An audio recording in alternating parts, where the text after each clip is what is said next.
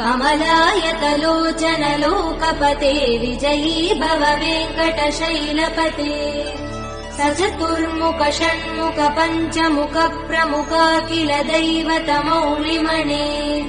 शरणागत वत्सल सारनिधे परिपालय मां वृषशैलपते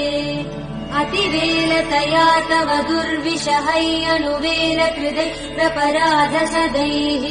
हरितं त्वरितं वृषशैलपते परया कृपया परिपाहि हरे